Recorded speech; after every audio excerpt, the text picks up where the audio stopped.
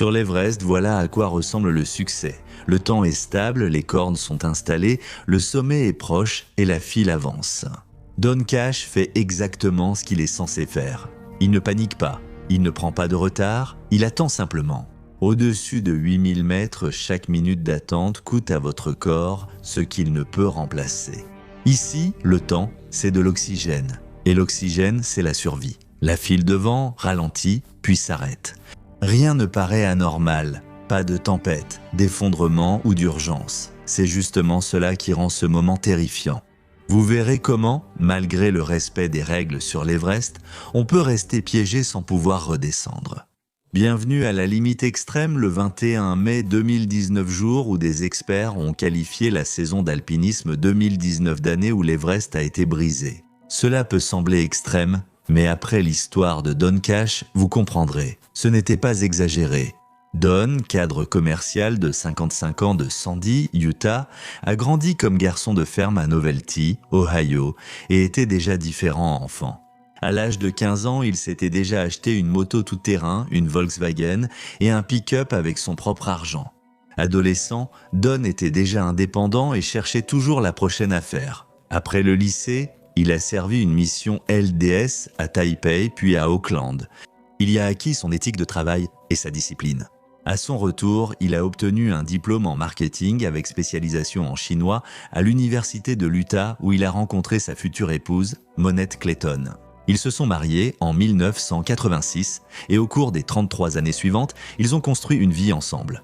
4 enfants, 3 petites filles et une maison. À Sandy, une vie simple qui ne rappelle pas la montagne. Il a gravi les échelons, passant d'une brillante carrière en vente technologique, générant des centaines de millions de dollars, à vice-président des ventes internes mondiales chez BMC Software. Sa devise personnelle était simple.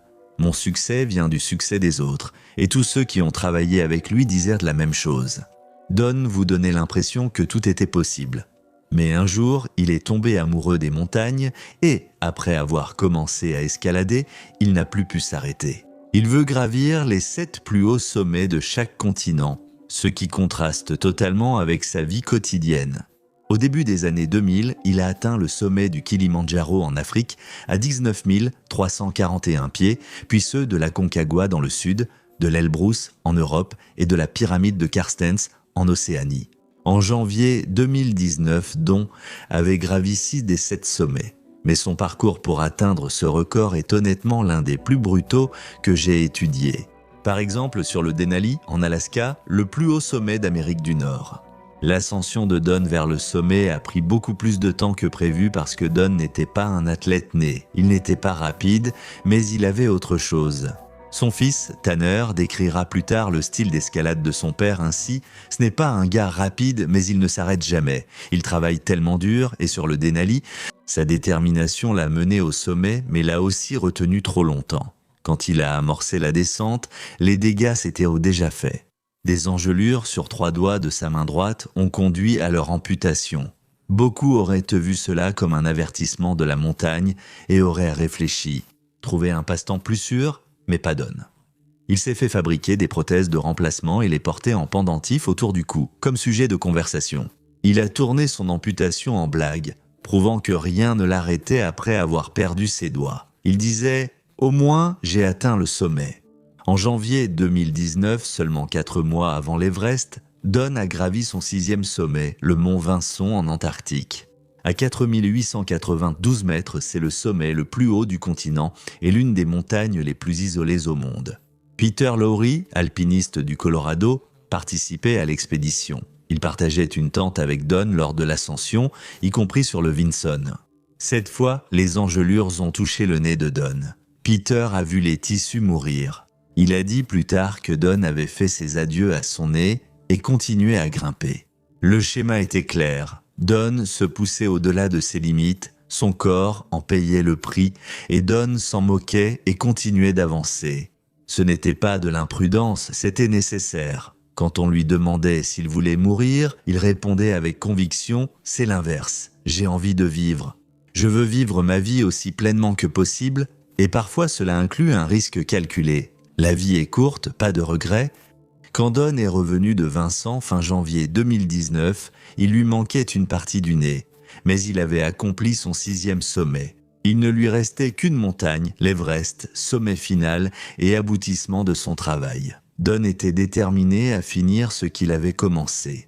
En janvier 2019, Don a quitté son poste de vice-président chez BMC Software après 25 ans à y avoir gravi les échelons. Il est parti gravir la plus haute montagne du monde. Il a aussi annoncé 5 mois de congé sabbatique sur LinkedIn avec le titre « Chef alpiniste exécutif ». Son plan, Vinson en janvier, Everest en avril-mai, puis retour en juin pour entamer un nouveau chapitre de carrière. Don le croyait infaillible. Il n'avait aucune idée de ce que le système lui réservait. Petit détour dans ce chaos. Chaque semaine sur Patreon, je publie une vidéo exclusive, une analyse ou une histoire personnelle absente de YouTube. Si tu veux passer dans les coulisses avec moi, viens rejoindre la communauté extrême sur Patreon. On s'y retrouve. Pour comprendre ce qui est arrivé à Don, tu dois comprendre ce qui s'est passé sur l'Everest en 2019. Ce n'était pas une saison d'alpinisme ordinaire, mais l'année où, selon les experts, l'Everest a craqué. Il y avait trop de monde car le Népal avait délivré un record de 381 permis d'ascension à des étrangers ce printemps-là. Chaque permis coûte 11 000 $, soit 4,2 millions de dollars pour le gouvernement népalais grâce aux seuls frais de permis. Vous vous demandez sûrement s'ils ont des critères et s'il faut prouver qu'on est qualifié pour gravir la plus haute montagne du monde.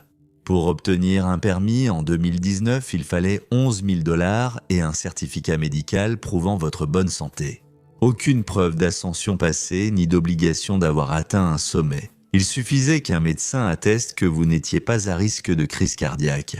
Et l'argent, bien sûr, 381 personnes avec permis, plus leurs sherpas et guides, soit des milliers sur la montagne. La situation a empiré début mai quand un cyclone inattendu a frappé l'Himalaya. Les équipes chargées de fixer les cordes sur la montagne ont été retardées, obligeant les expéditions, prêtes à partir, à attendre. Tous sont restés bloqués au camp de base, surveillant la météo et consommant temps, argent et oxygène. Lorsque la tempête s'est enfin calmée et que les conditions se sont améliorées, les prévisions météorologiques ont révélé quelque chose d'inquiétant. Seuls 5 jours offriraient des vents assez calmes pour une ascension sûre. À titre de comparaison, en 2018, il y a eu 11 jours consécutifs de beau temps et il y a tout de même eu des incidents. Habituellement, les expéditions sont étalées, chaque équipe partant à son rythme sans encombre. En 2019, tout le monde a dû partir en même temps, ce qui a posé un gros problème. L'ascension de l'Everest n'est pas comparable à celle d'une montagne ordinaire où l'on marche jusqu'au sommet. Le parcours est surtout un sentier en file indienne. À plusieurs endroits, une seule personne passe à la fois. On s'attache aux cordes et on attend son tour. Habituellement, ce n'était qu'un léger désagrément. 50 à 60 personnes tentaient d'atteindre le sommet par beau temps. Vous attendez un peu, vous avancez, vous attendez, vous avancez, c'est lent, mais ça avance. En 2019, plus de 320 alpinistes tentaient d'atteindre le sommet durant la même courte fenêtre. C'était la tempête parfaite. Mais Don ne savait pas cela. Il croyait être entre de bonnes mains et cette croyance allait lui coûter la vie. Qu'est-ce qui rendait Don si confiant et sûr d'être protégé par le système? Simple, il avait fait ses devoirs, engagé des pros et suivi les règles. Ce n'était pas la première fois que Don se rendait dans l'Himalaya. En 2009, 10 ans avant sa tentative de l'Everest, Don avait emmené sa femme et leurs 4 enfants au camp de base. Ensemble, ils ont parcouru 17 000 pieds pour pouvoir voir la montagne, pour comprendre ce que Don tenterait un jour. Ils lisaient des livres sur l'Everest ensemble, regardèrent des documentaires. Sa famille connaissait les risques, ou du moins le pensait. Pour l'expédition à l'Everest, Don a choisi Pioneer Adventure, entreprise népalaise expérimentée sur la montagne. Ce service n'était ni le plus haut de gamme ni le moins cher. Il a payé environ 5 000 $ pour l'ascension. Ses guides étaient Lakpa Nurbu et Pasang Tenzing Sherpa. Ce sont tous deux des alpinistes expérimentés et des professionnels qui avaient atteint le sommet de l'Everest à plusieurs reprises la nuit précédant leur départ pour le Népal. Début 2019, Don a rédigé sa dernière note dans son journal de gratitude. « Aujourd'hui, je suis reconnaissant pour ma famille. Si c'est ma dernière entrée de gratitude à cause d'un grave incident sur l'Everest, Je veux que tous sachent de combien j'aime ma femme, mes enfants, ma famille et mes amis. Ma vie a été formidable, Dieu m'a béni. Aucun regret. On se reverra bientôt. » Don avait fait la paix avec la possibilité de mourir sur l'Everest. Il comprenait les risques. Avalanche, crevasses, tempête, la zone de la mort, mais ce qui allait arriver à Don était quelque chose que personne n'aurait jamais pu imaginer. Le 21 mai 2019 au soir, camp 4 au South Col, à 26 000 pieds d'altitude. Don se tenait devant sa tente, vérifiant son masque à oxygène, sa lampe frontale et ses piles. Autour, d'autres alpinistes faisaient de même. L'air était rare là-haut, chaque respiration semblait superficielle, incomplète. C'était son ultime ascension pour achever une quête de 10 ans. Don leva les yeux vers la montagne et ce qu'il vit aurait dû le rassurer. 150 lampes frontales serpentèrent sur la montagne dans l'obscurité, formant une ligne lumineuse disparaissant dans le ciel noir. Toutes ces personnes, toutes ces équipes, tous ces guides, il n'était pas seul. Cela semblait sûr, organisé. Après 18 heures, Don s'est branché à l'oxygène, a ajusté son sac et a commencé l'ascension avec ses guides Lakpa Norbu et Pasong Tenzing. L'ascension finale avait commencé, grimper toute la nuit, atteindre le sommet au lever du soleil, puis redescendre de jour.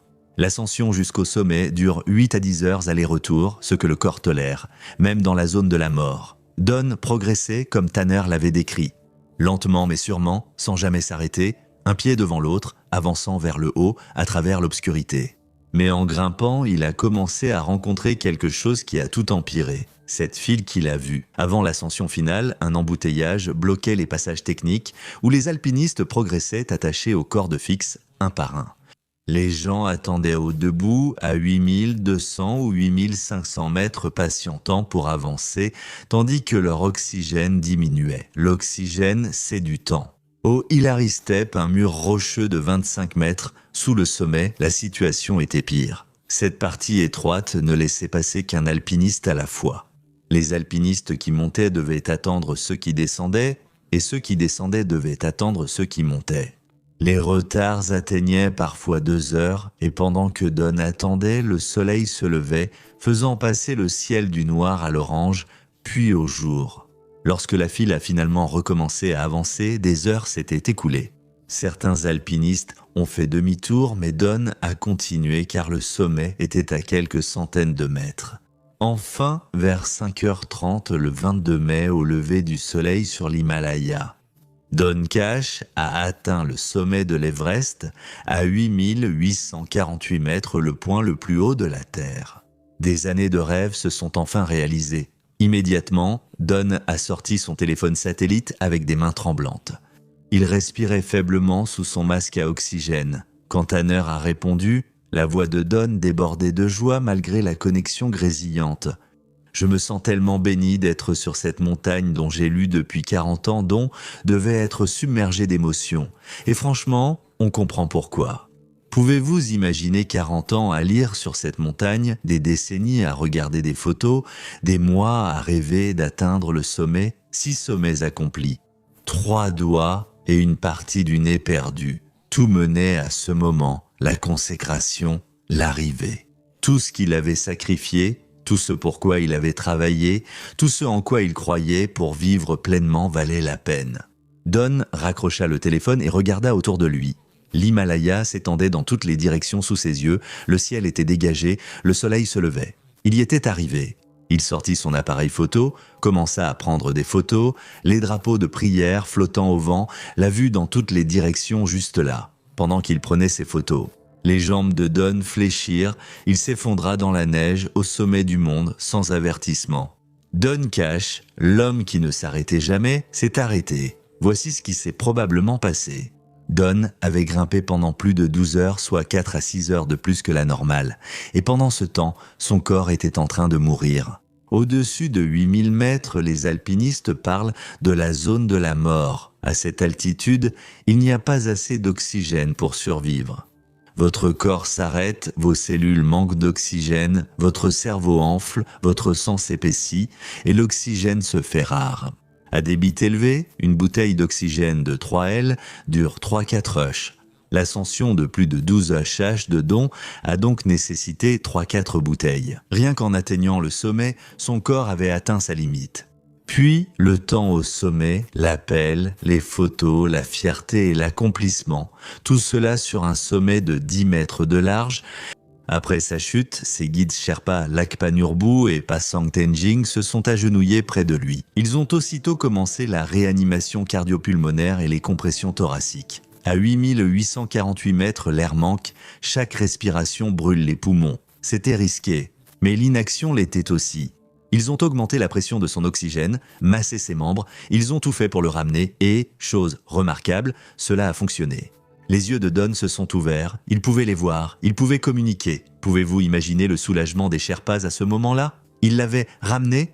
Il était conscient, mais quand ils ont voulu l'aider à se lever, Don ne pouvait pas, ses jambes ne répondaient plus.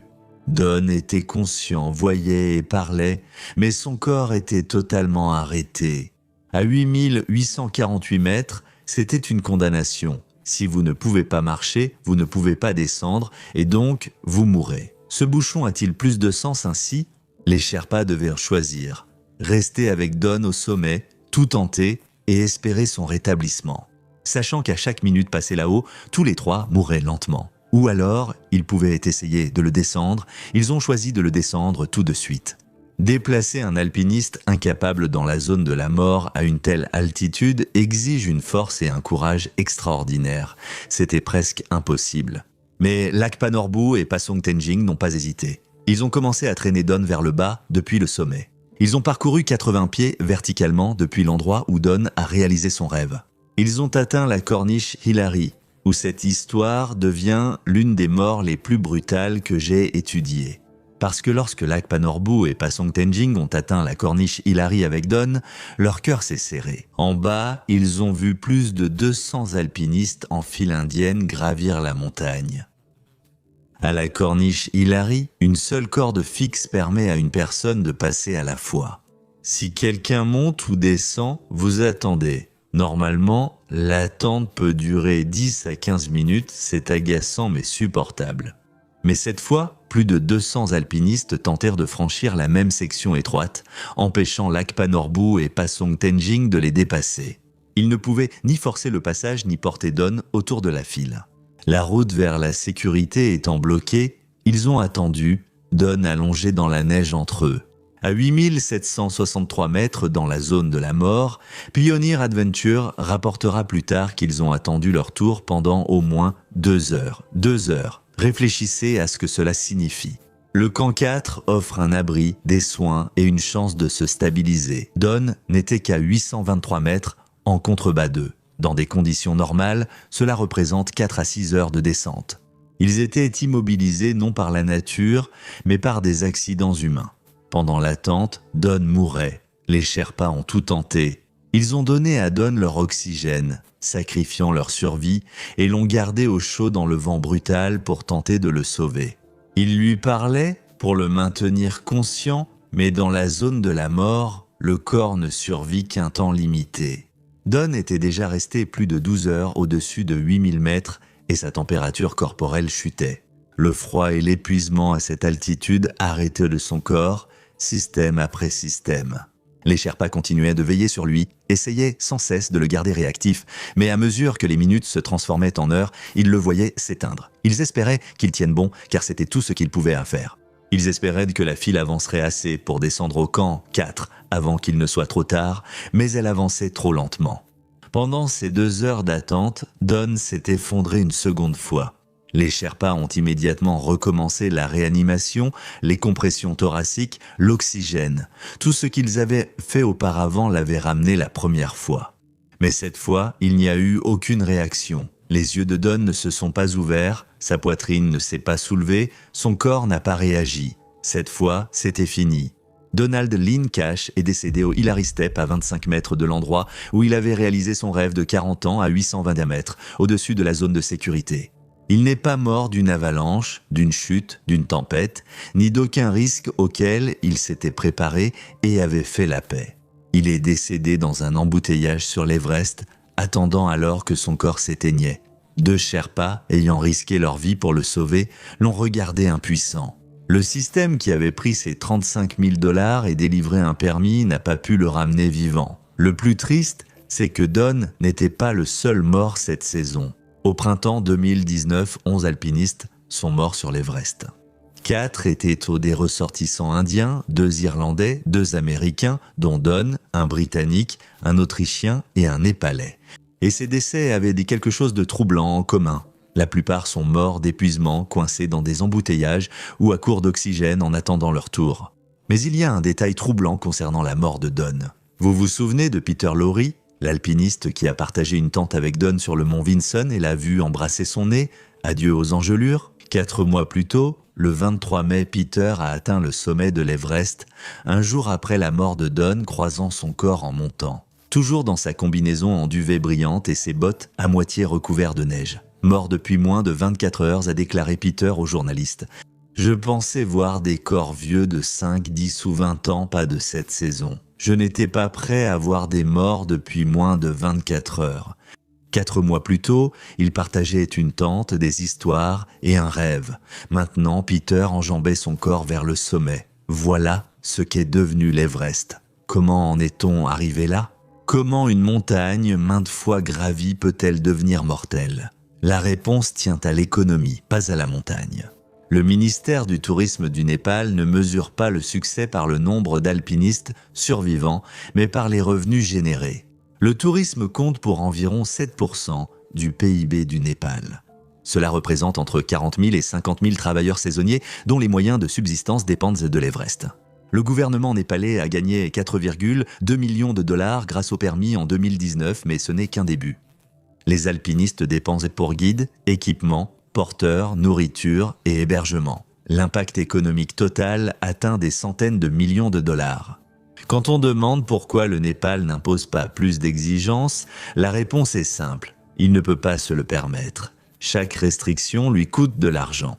Chaque alpiniste refusé est une perte de revenus. Dans un pays où le revenu annuel moyen est d'environ 1 500 $, ce choix est difficile. Ce problème se voit dans la manière dont le Népal applique ou non ses règles. Après les décès de 2019, le Népal a annoncé de nouvelles règles. Les alpinistes doivent prouver avoir atteint des sommets de plus de 18 000 pieds et les sociétés de guides justifier de 3 ans d'expérience en expédition de haute altitude. Cela paraissait impressionnant, comme si le Népal prenait enfin la sécurité au sérieux. Mais certains experts ont qualifié cela de théâtre réglementaire, des propositions conçues pour donner l'impression d'agir sans rien changer en réalité. Ils avaient raison. L'interdiction de l'escalade en solo a été introduite en 2017, puis réintroduite en 2019, 2023 et 2025. Des exigences d'expérience ont été proposées plusieurs fois sans jamais être mises en œuvre. Le schéma est simple. Une tragédie, de l'indignation, des promesses, puis tout repart comme avant jusqu'à la prochaine tragédie. La saison 2020 a été annulée à cause du Covid-19. Lorsque l'alpinisme a repris, en 2021, le Népal a délivré plus de 400 permis. En 2023, ils ont délivré un nombre record de 478 permis. 17 à 18 personnes sont mortes cette saison-là, plus qu'en 2019. Le système responsable de la mort de Don Cash fonctionne toujours de la même façon. Son corps reste au sommet de l'Everest. La récupération coûterait entre 40 et 70 000 $. 10 Sherpas y perdent la vie en prenant des risques. Sa famille a renoncé à l'opération. Don avait souhaité que son corps reste sur la montagne. Sa famille n'a jamais attaqué Pioneer Adventure ni blâmé les guides publiquement. Le frère de Don a envoyé un message au Népal pour remercier Norbo et Tenzing de leurs efforts héroïques pour sauver Don.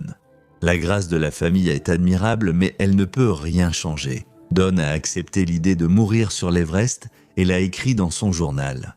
Il comprenait les risques, avalanches, crevasses, tempêtes, mais il n'a pas accepté de mourir dans une file d'attente. Il n'avait pas anticipé un système privilégiant les revenus aux vies humaines, ni le risque que 200 personnes bloquent sa seule issue vers la sécurité.